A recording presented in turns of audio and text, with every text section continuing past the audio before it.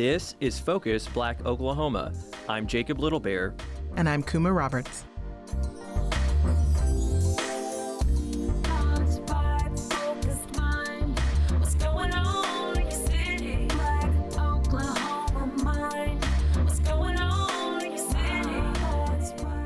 Focus Black Oklahoma is sponsored by the Black Church Traditions and African American Faith Life program at Phillips Seminary, offering a master's degree in social justice online and in person.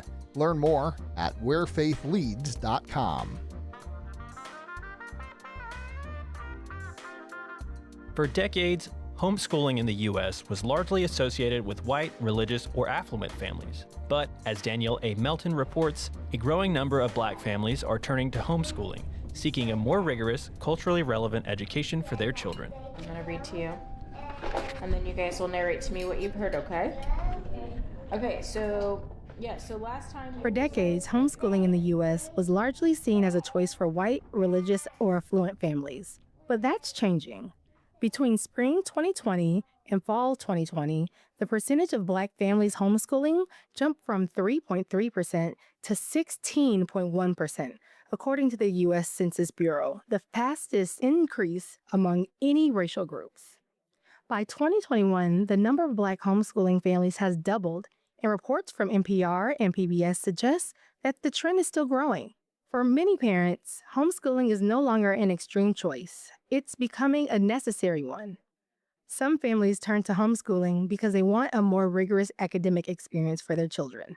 Others feel traditional school environments fail to serve black students well, whether due to low expectations, racial bias, or a lack of resources in underfunded schools.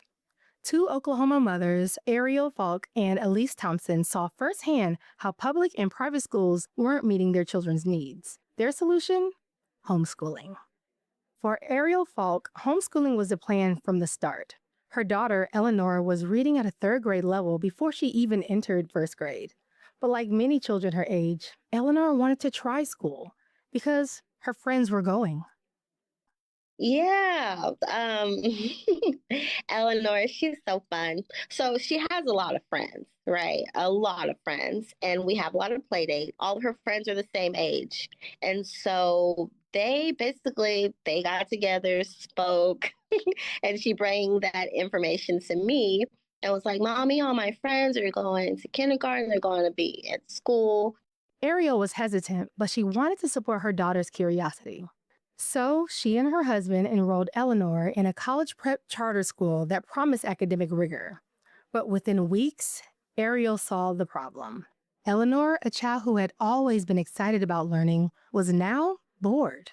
I absolutely knew that was going to happen because she's really smart, even like with her play dates and I try to see how she does with other kids her age. Despite being in what was supposed to be an academically challenging environment, Eleanor wasn't being pushed. Instead of growing, she was being held back. The work really isn't what I expected compared to, I'm really trying to be nice about it. I really don't know how to say this, but I do feel like the education system they need help. I do believe that. I'll say that. For Elise Thompson, the decision to homeschool wasn't immediate. She had tried everything: private school, public school, even boarding school. No matter where her children went, she saw the same pattern. School wasn't designed to adapt to the individual needs of Black children.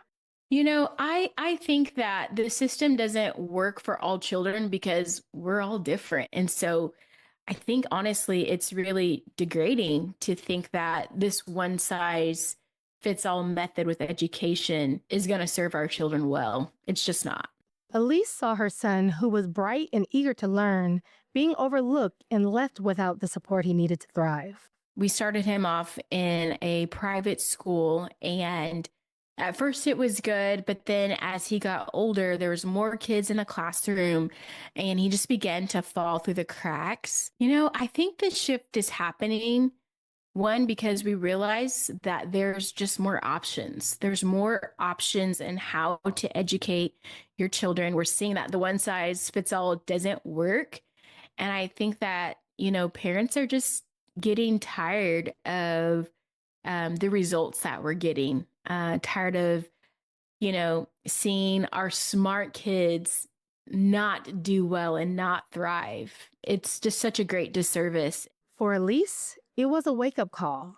If she wanted her children to be challenged, to be seen, to be supported, she had to take control of their education. Homeschooling has historically been dominated by white families. For years, Black parents who chose to homeschool often found themselves isolated, with few other families who shared their experience. That's something both Ariel and Elise recognized early on. Here's Elise.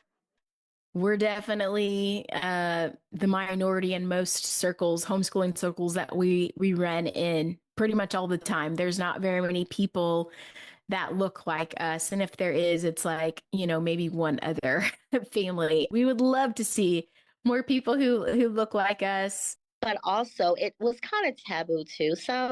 It's kind of like, with therapy and counseling with Black families, like we don't always feel like, oh, that might be a white person's thing, if we're being honest. But that's changing. More Black-led homeschooling networks are forming, offering support, curriculum resources, and a sense of community.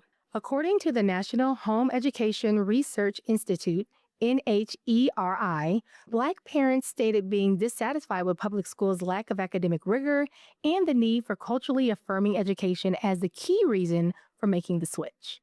Stacie Fuentes, an educator, homeschool mom, and president and founder of Family Workspace, which supports families by providing resources, connections, and opportunities, which includes a tutoring program for marginalized students, explains the findings of the National Assessment of Educational Progress, NAEP, regarding why more Black families are turning to homeschooling.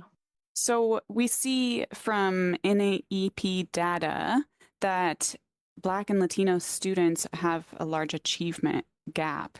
On average, they're scoring 25 to 30 points lower on standardized tests than white students. There's also disciplinary disparities.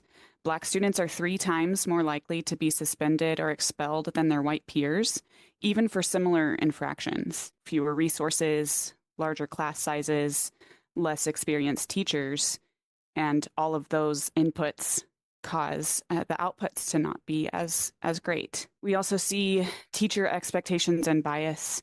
That studies show teachers hold lower expectations for Black and brown students, impacting student performance and self-esteem. And that's from a study done in 2016. If we zoom in on Oklahoma, we see that we're performing close to last in the nation, according to the National Assessment of Educational Progress, which is considered the nation's report card.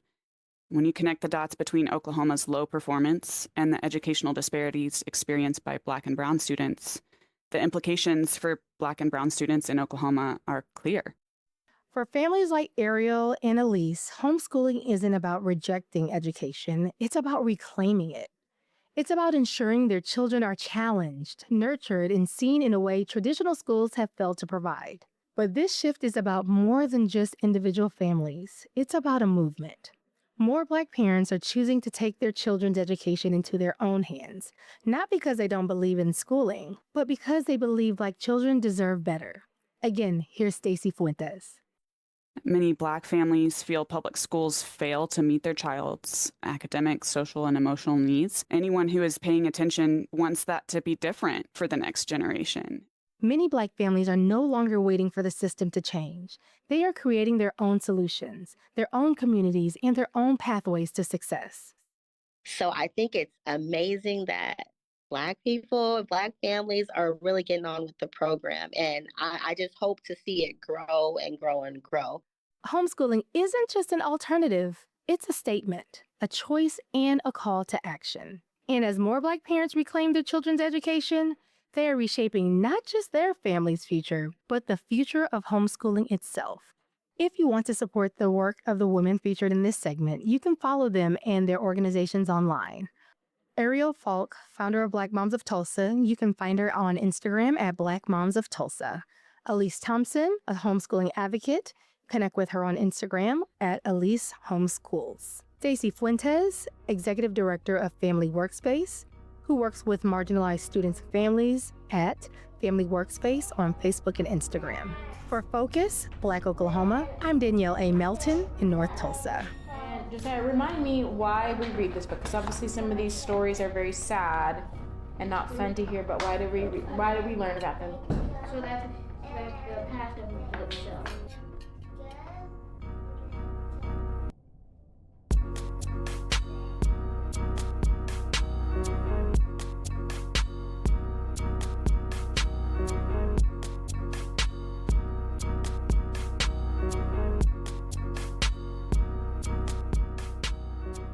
You're listening to Focus Black Oklahoma. I'm Allison Herrera, one of the creators of Tribal Justice, the struggle for Black rights on Native land.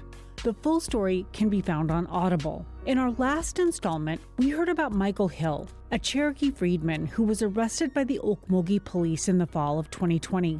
He fought to have his case transferred to tribal court because he's an enrolled citizen of the Cherokee Nation. After all, this was right after the landmark McGirt decision, which returned criminal jurisdiction to tribal nations in Oklahoma when they involved Native people, like Mikail. But his case was complicated because of his status as a Black man with no blood quantum. His case didn't qualify to be transferred. In this series, we've been exploring how centuries-old laws have impacted people like Mikail and his brother Mikail, who was tragically murdered in 2016. His case was transferred out of state court, even though, like Mikail, he's an enrolled Cherokee Freedman. Keep listening to find out why. What he means here is cases that are tied up in state court deserve the same protection.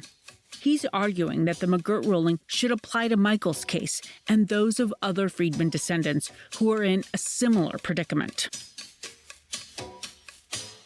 The announcement is a big deal, and it's something that people in the community and criminal justice advocates have been working on since the 2020 decision. If a Cherokee citizen of freedman descent is accused of a crime, he can and will be hauled into state court. His status as a Cherokee Nation citizen will be completely ignored. Our message today is that this is simply intolerable. The announcement was a lot to take in. I kept thinking about Mikail and his family, and I looked for him in the crowd of people, hoping he might be here. I had texted him a few days before asking if he and his mom planned on coming. He said he was busy with work, but I was hoping he'd changed his mind. I really wanted to hear what he thought about what Hoskin Jr. had just said. I thought, could Mikail's case be the one Hoskin Jr. is thinking of? So a few days after the event, I got him on Zoom to ask him if our reporting for this documentary influenced him at all. Yeah, your reporting caused me to do a couple of things. One is to look back at an article that I had just sort of skimmed back in the summer that dealt with his case, and then to think more about this idea, which is we cannot say as a tribe that we're doing everything to ensure equality for our citizens if we don't advocate on this issue in the Congress and in the courts. I think in particular, learning more about Mr. Hill's case from some of the questions that you all have asked me has caused me to sit down literally with our Attorney General and specifically talk about this case and how we might be able to intervene or otherwise weigh in on the issue of jurisdiction. So it really has, I think, sharpened our focus in a way that it was not sharpened before. In the meantime, Mikail did text me back a few days after the announcement. He sent me a link to a news article about Chief Hoskin Jr., asking if I could tell the chief about his case. I said he already knew. That's why he was proposing this in the first place. It seemed that Mikail was feeling hopeful. There was support from the Cherokee Nation, and his next court date was coming up. It's early May, and it's starting to get hot here in Oklahoma as summer approaches. We're getting ready to step back into the halls of the Okmulgee County Court. The deal on the table for Mikail is pretty much the same as in January. Get the felony charges dropped, plead to a misdemeanor for assault, spend a year on probation, and go to counseling. I thought Mikail would want to take it to trial. He called me the day before court and said what was being offered didn't sit right with him. If you'll drop that on a police officer, then I know this whole thing is bogus. He's going to try to offer me that offer, and I'm going to tell him, no, I don't want that. I just know I'm getting tired of going to court, but at the same time, I'm not going to just accept something if it ain't right. But today, I can see it's finally starting to sink in for Mikail that the state is not going to drop all of his charges. He's starting to seriously consider taking a plea deal. As Mikail, his mother Diana, and his attorney Ron Jones and I conference outside the courtroom doors, Jones explains the terms. Mikail and his mother wrestle with the decision, and it's tense. I sit on the bench beside them as silence blankets the conversation over the din of people coming and going. It's hot inside the courthouse, and people are fanning themselves to keep cool. As Mikail and his attorney discuss, it becomes clear that some complicated family matters involving the custody of his young son are affecting his decision-making. Mikail is nervous that if he goes to trial and gets convicted of a felony, he may never see his son again. So pleading to a misdemeanor feels like the safer choice. After all the waiting, the actual event happens quickly. Ron Jones agrees to a new court date with the district attorney and the judge, and we leave. Mikail still hasn't decided what to do, accept the terms of the plea or take it to trial. He tells me he'll be in touch.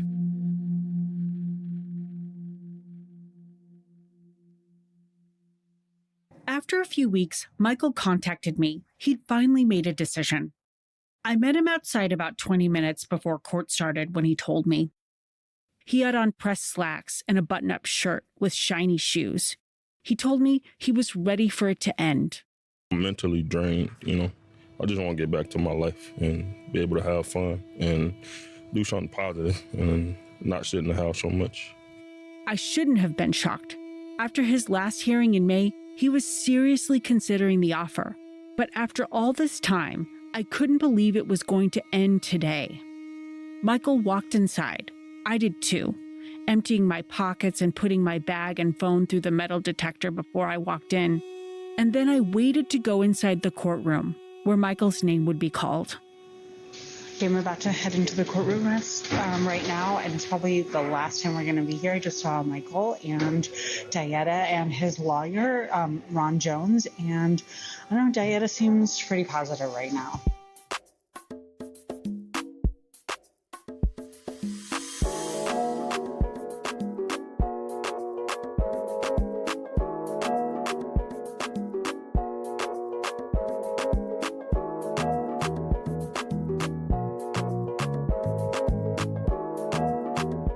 While return to office mandates make headlines in the United States, Kenya is developing the infrastructure and policy to become a global remote work destination. The capital, Nairobi, has earned a distinct nickname thanks in part to investment in telecommunications, education, and technology tailored to meet local needs. Here's Zaakirah Muhammad with more.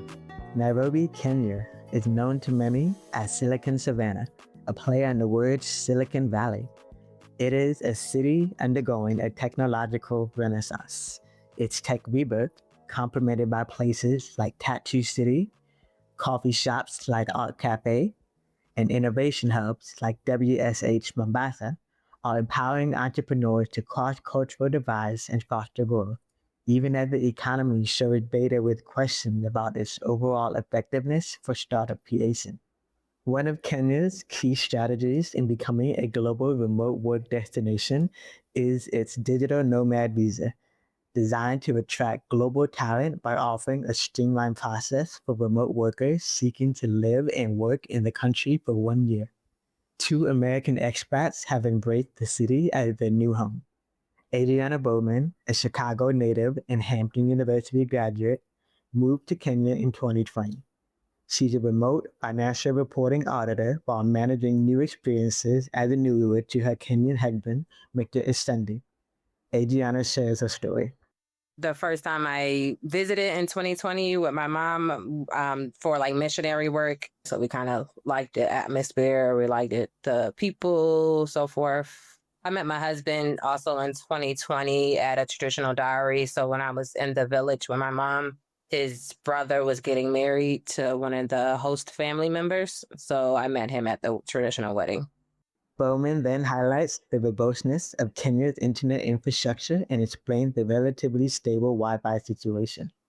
Wi-Fi to me is amazing to be like in a country in Africa. The Wi-Fi is really good. It just depends on what service provider you have. I don't use Safaricom, but I have another provider that's within the area of where I live, but it's really good. It's strong. It connects well.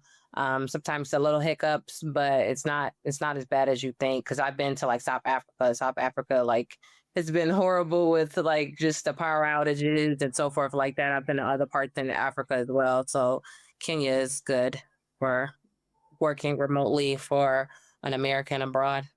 Janice Essian, an HR consultant, fashion designer, and executive director of a family foundation from Baltimore, Maryland, detailed her experiences as a digital nomad.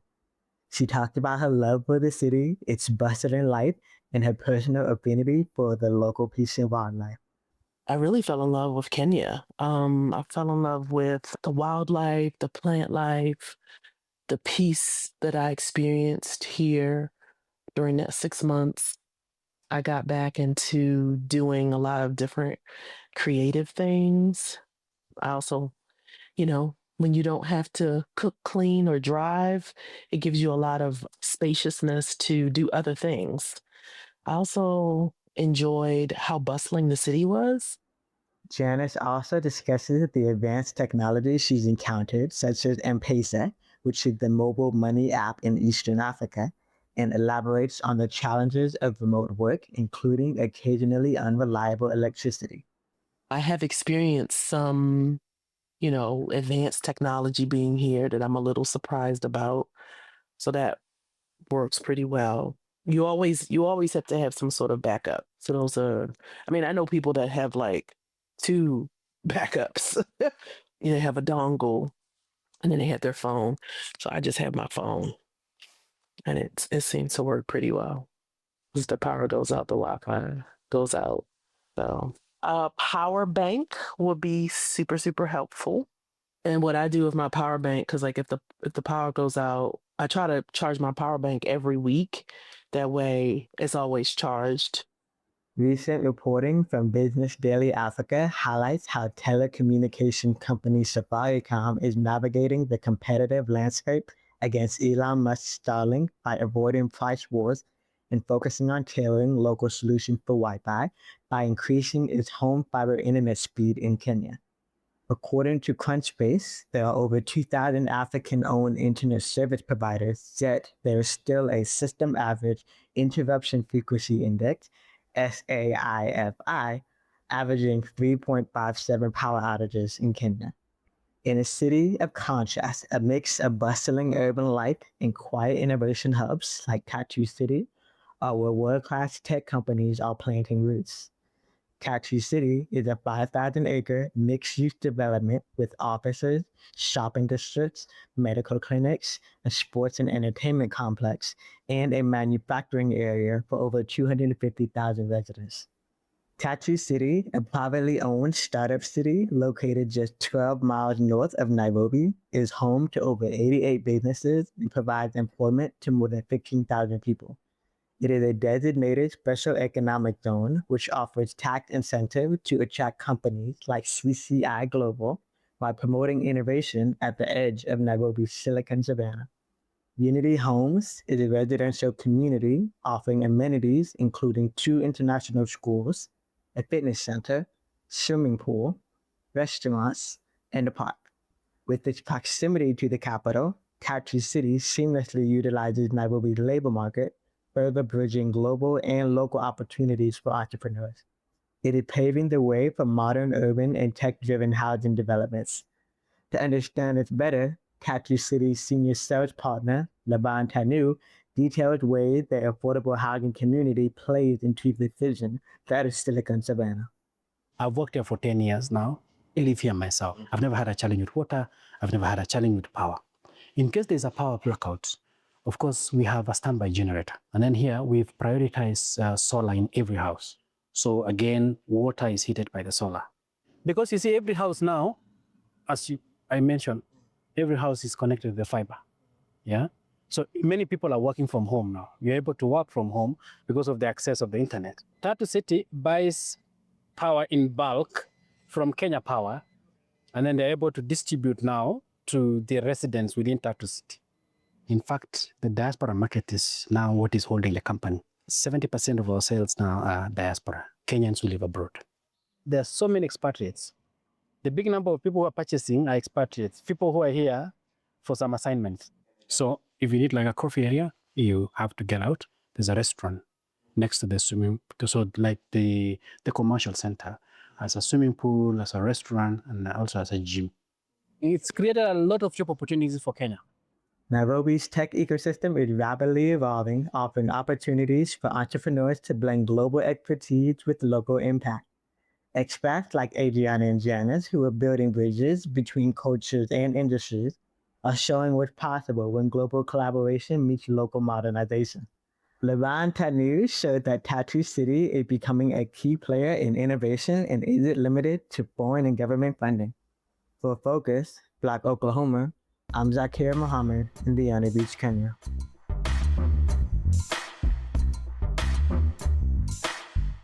Thanks for joining us on Focus Black Oklahoma. Would you like to pitch a story to FBO? Or work with us as a correspondent? Please email us at contact@focusblackoklahoma.com. Or call 918-807-3886. In a world where generosity often battles for space amid profit margins, one small nonprofit in Oklahoma has managed to turn secondhand treasures into first-class impact. Park Avenue Thrift, a thrift store in Enid, didn't settle for selling used clothing and furniture. It became a lifeline for local nonprofits, a backbone for community arts, and a catalyst for change. Recently, Park Avenue Thrift took home a major statewide award for nonprofits. Venson Fields has the story. If you were to write a definition for a nonprofit organization, it might read something like, a collective, organization, or company that operates to give back to the greater good of society rather than for financial profit or gain, often adhering to a mission statement or manifesto. Nonprofits in today's society are created to fulfill a need that our government is unwilling or unable to address. Examples might include basic services, social injustice, childcare, and mental or physical health, just to name a few. The One Awards is dedicated to honoring the outstanding work of nonprofits statewide. As of 2024, the Oklahoma Center for Nonprofits has given more than $2.4 million to more than 200 Oklahoma nonprofits through the One Awards. On April 5, 2025 in Tulsa, Enid's Park Avenue Thrift was selected to receive the J. Jerry Dickman Award for Excellence as the best nonprofit in the state. Park Avenue Thrift was co-founded on October 1st, 2007 by Paula Nightingale and David Hume, who just wanted to make a difference in the world. It primarily started out with a thrift store. Then, as the thrift store became more successful, there were grants to other nonprofits, donations to schools and classrooms, sponsorship of civic organizations, and fundraising efforts, all with the goal of strengthening the community and improving the quality of life for the residents of Enid. One nonprofit in Enid that has been sponsored by Park Avenue Thrift is the Gaslight Theater. Katina Sundvall, the box office manager, who also has directed and performed in many Gaslight Theater shows, offered insights into the type of people and organization that makes up Park Avenue Thrift. Wonderful people. They had an idea on how to open up community involvement with this store, and it kind of took off. And when they retired, Stella took over, and she's been doing amazing work with it since she took over. Sundvall then went on to mention how Park Avenue Thrift had gone above and beyond the normal sponsorship role. Wow. I've said since day one when Park Avenue Thrift started working with Gaslight that they're more of a partner than a sponsor. They are sponsors on every show that we do during the season. They contribute to drama camp every year. They are always available for the use of like when we did A Christmas Story. I needed trees, lots of Christmas trees. They let me come and borrow the Christmas trees that they had at their store, and I was able to use them on the set. And when the show was over, I took them back. Same thing with costumes. They allow us to borrow costumes and prop pieces from there. And it's an awesome partnership. Sunval was excited when she learned of the award. I think it's amazing. It's absolutely amazing. I love that they're being recognized for the work that they do.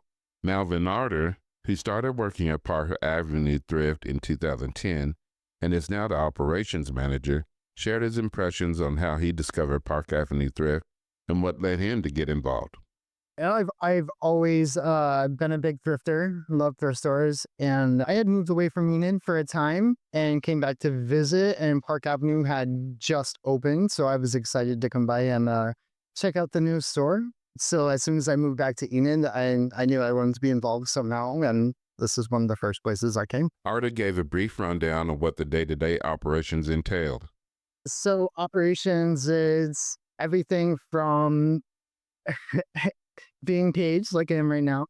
So it's basically the entire process. So as donations come in, what we cannot accept, what we need to recycle, what goes where it goes in the floor, how it looks, a rotation with the employees, when it comes to their scheduling, their days off, basically everything from the item coming and going and everything in between. So it's a little bit of everything. I kind of have my fingers everywhere here. Arter was also excited to hear about the award. Oh, I couldn't believe it. Just being nominated was such a huge honor. Just it being a statewide organization and them seeing what we do in our community. So many other nonprofits are spread out across the state. So we do a lot in our community here in Enid, but for that statewide recognition was just such a huge honor. Nightingale and Hume have since retired from Park Avenue Thrift, leaving the door open for the next generation. Stella Jansen stepped into the role of executive director in 2019 and hasn't looked back. Jansen commented on how she became involved with Park Avenue Thrift. Well, actually, the first time I ever heard about it was, I actually wasn't living here. I was born and raised here in Enid, and I went to Stillwater to go to school at OSU. I was shopping. I was, getting a new apartment up there, but I came back home, and me and my mom went to thrift stores so that I could furnish my apartment. So, of course, Park Avenue was one of the thrift stores here in town, and we stopped in, and that was my first experience. But then whenever I moved back here to Enid from college, I opened up my own store here. And so we came to Park Avenue to buy basically displays for the store. And then hearing about the good that they were doing, it just made me gravitate more towards Park Avenue because they were helping downtown with Main Street Enid, and that's where we were located. So I already loved the store just because of what they did. It was 2019, I was asked by the board of directors to help with marketing. And so that let me come in and learn a little bit more about the nonprofit side of Park Avenue. Because, of course, whenever you think Park Avenue Thrift, you just think of the thrift store. So I got to learn more about the inside, and I absolutely fell in love with the organization. And that was the year that they were also looking to hire a new executive director. And so I was like, okay, I'm throwing my name in. I want to be a part of this organization just from working on the marketing side of it. Jansen then stated how she felt when the award was announced. So we were nominated for the General Impact category at the One Awards, which is Oklahoma Nonprofit of Excellence. And we were up against, well, I shouldn't say up against, we were with Oklahoma City Beautiful, which is in Oklahoma City, and Food on the Move, which is in Tulsa. And, they're phenomenal nonprofits. We ended up having that award, and then we were able to have the overall award. I'm still just, about it because there were so many phenomenal nonprofits doing such important work. And I thought maybe because we're from Enid, which is a smaller community, that maybe we would, not be noticed as much. So I was completely shocked. I wasn't expecting it whenever they called Park Avenue Thrift. So to be recognized on a state level of, what our nonprofit is doing it's validation that yes, we are making things happen. We do have a great impact on our community, and we're here to help other nonprofits. To see that being recognized was just amazing. Jansen then commented on what we can expect from Park Avenue Thrift in the future. Well, right now, actually, for our spring cycle, it will allow us to hit $5 million given back to Enid since 2007. So that's a big milestone that we're super excited about. So this year we're going to have our 5 million celebration. I will have more news for you soon. We have some really cool things in the works on that. So this year is going to be that big celebration. And then we also just purchased another building. It's a smaller building. And so that also we will be announcing to the public here in a couple months about what we have plans for that. So just a lot of exciting things about to happen. The $5 million donated by Park Avenue Thrift since 2007 is no small amount, especially when you consider those funds are going into other nonprofits as well as back into the community. According to the Oklahoma Chamber of Commerce, it's estimated that over 21,000 nonprofits exist in Oklahoma. When you consider the many excellent nonprofits and the strict criteria used to determine the award recipients, Park Avenue Thrift has received recognition as an organization that takes serving the community to the highest level. And they now have the award to prove it as the best nonprofit in Oklahoma in 2025. For Focus Black Oklahoma, I'm Venson Fields in Enid.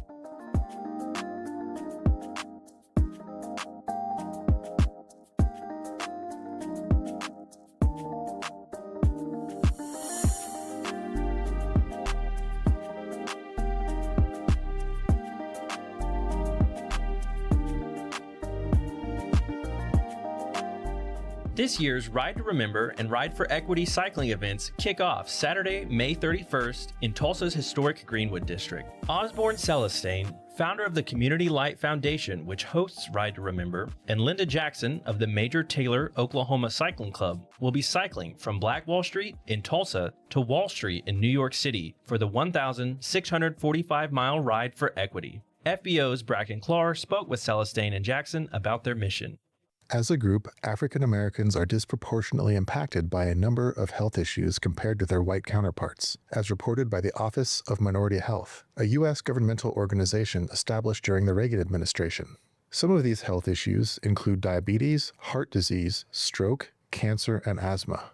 Food insecurity, while being a serious problem in its own right, impacting almost 16% of households statewide, according to the United States Department of Agriculture, compounds those health issues, and food insecurity is also experienced disproportionately by African Americans.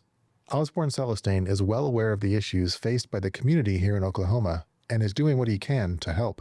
So that's that whole thing. We want to feed you, but we want to give you good food, and we want to try to show you how this food affects your health. So that's what the bottom line mission is. On my card, it says feeding the hungry, but it's more than that. We're also trying to feed the soul by educating us on what good food is. Celestain is the founder of the Community Light, a nonprofit organization whose mission you heard a moment ago. The Community Light works to raise awareness and funds and contributes to organizations that are on the front lines of food insecurity. I was a part of the team that put on the Black Wall Street 100 in 2021. In 2022, I started my own organization. I started the Community Light Foundation, and I created Ride to Remember Black Wall Street. And what I wanted to do was I wanted to do an event that was housed in North Tulsa by people that are from North Tulsa and that dealt with food insecurity in North Tulsa. That was Celestain again, talking about the 4th annual Ride to Remember Black Wall Street, a cycling event that honors Black Wall Street and raises funds for the Community Light and its partners to fight food insecurity. This year's partners are Food on the Move, Iron Gate, Fresh RX, and RG Foods. The ride starts in Greenwood and takes cyclists through various parts of North Tulsa and neighboring communities, and ends up back in Greenwood. The routes offered are either a 15, 35, 50, or 75-mile ride. A cancer survivor, Celestain knows exercise is important for physical and mental health, and credits cycling and diet as playing key roles in his cancer victory. He wants to get others, particularly Black people and other historically marginalized groups, involved in cycling. I'm really trying to make cycling a part of North Tulsa and let the kids know that, you can cycle. I didn't know you could be a cyclist when I was a kid, I could be a basketball player, a football player, a track, but not necessarily a cyclist. This event combines two of Celestain's passions, cycling and giving people healthy food, to combat the epidemic of poor health and food insecurity. For this year's Ride to Remember Black Wall Street, Celestain will be a part of a group of cyclists traveling from Tulsa's Black Wall Street to Wall Street in New York City. Linda Jackson, from Oklahoma City, will be a part of that group. Once an avid runner, she explains her path to cycling. I always viewed it as a person of not that was not Black. Just never thought anything of it, but that's all that I saw on the streets riding road bikes. But how I got introduced to it, I used to be an avid runner. And as I got older, weight on the joints is not a pretty thing. I had to find something else. And a neighbor invited me to the East Side Bike Ride here in Oklahoma City. And the group that put that on is Major Taylor Cycling Club of Oklahoma. And I just loved camaraderie. It was a well put together event. One of the members invited me out to a group ride. So I saw Black women in their kits. And I was like, ooh, where do you get that? Major Taylor was a bicycle racer from Indianapolis who competed in the late 19th and early 20th centuries. Marshall Walter Major Taylor was the world's first Black sports superstar. Today, Major Taylor cycling clubs honor his legacy and provide cycling opportunities for the communities in which they operate. As the vice president of the Major Taylor Cycling Club of Oklahoma, Jackson feels the same way about exercise, particularly cycling, as Celestain. One of our goals for the near future is to raise enough funding to purchase quality road bikes for youth. So we want to start a youth cycling club and teach them the skills and fundamental of road cycling, get them outside.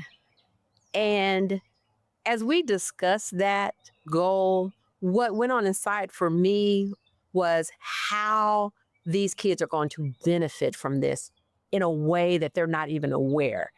Yes, initially it's about introducing you to this new sport, learning new skills, learning road safety and things of that nature and how to maintenance your bike. What I also see is that it will provide them an opportunity to, how do I say this?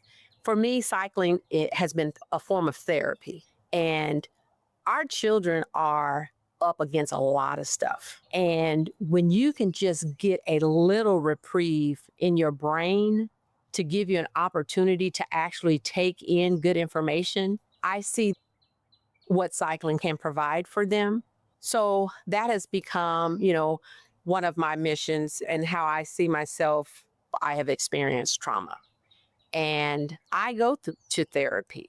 Once I started cycling and I started seeing and experience the feeling that I had afterward, well, even during, it was just like my mind was just so at ease and so at peace that I was just loving it. While Jackson and Celestain are both excited about spending time in New York City, the ride to Manhattan, from Black Wall Street to Wall Street, is the part they're looking forward to the most, along with seeing how the funds they raise and the organizations they work with impact their communities. For more information about the Community Light organization, or for information on or to sign up for the Ride to Remember Black Wall Street, visit thecommunitylight.org. You can also donate through that link. For more information on the Major Taylor Cycling Clubs in Oklahoma, visit majortaylorccok.org. For Focus Black Oklahoma, I'm Bracken Clark in Tulsa.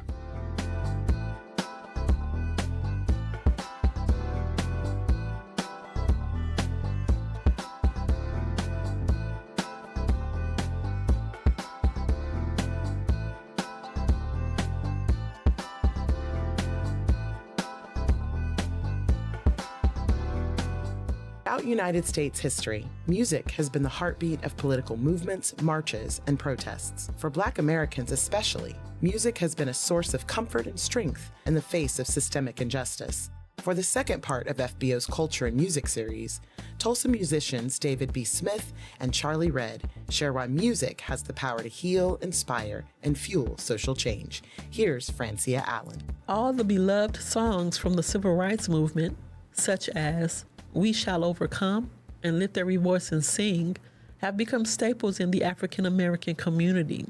Is the music from that era still relevant and effective in this community today?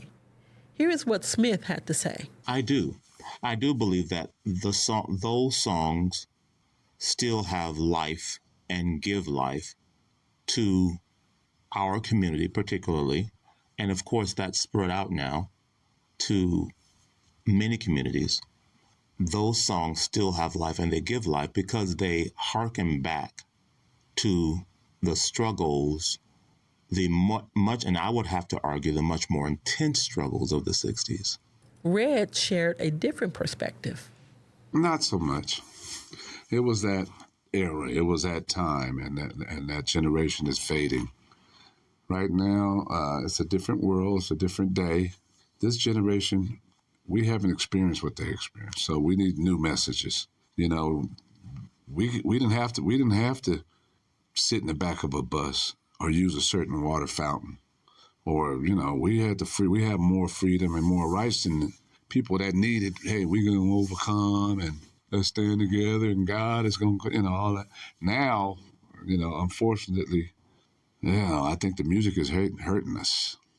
Kendrick Lamar's 2025 NFL Super Bowl halftime performance was the most watched halftime show in NFL history. He performed a 13-minute medley of songs while providing a visual mnemonic device filled with symbolism about Black history in America.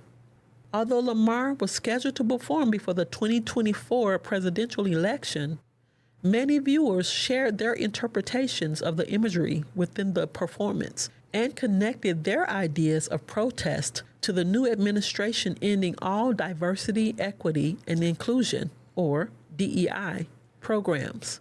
The global and seemingly relative impact of Lamar's performance, people all over the world are now posting videos replicating the choreography to the song They Not Like Us. Lamar's music built a bridge across multiple cultures around the world. And here's Smith. The music is a unifier, and it can be and is a unifier. And it offers language. It offers the articulation of feeling. It offers common ground. And I'm sure you've heard of, and I've definitely heard of people who've gone to another country and then they don't speak their language, but the music connects them.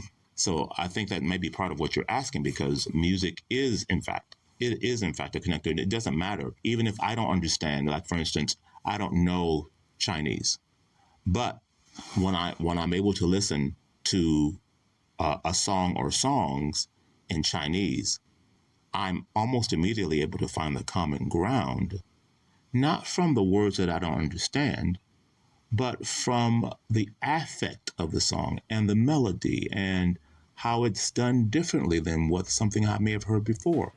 For Focus Black Oklahoma, I'm Francia Allen in Tulsa. Focus Black Oklahoma is produced in partnership with KOSU Radio and Tri-City Collective. Additional support is provided by the Commemoration Fund and Press Forward.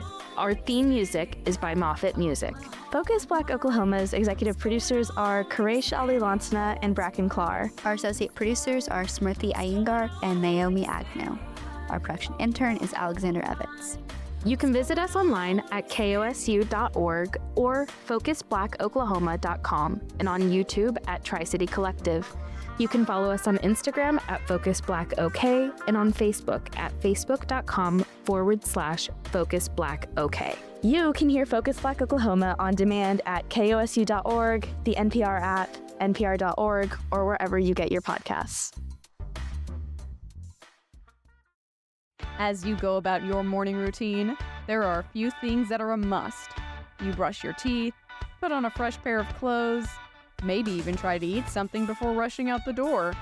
You are busy. That's why we started the KOSU Daily Podcast, so you can get all the news you need while you're on the go. Subscribe to the KOSU Daily Podcast today.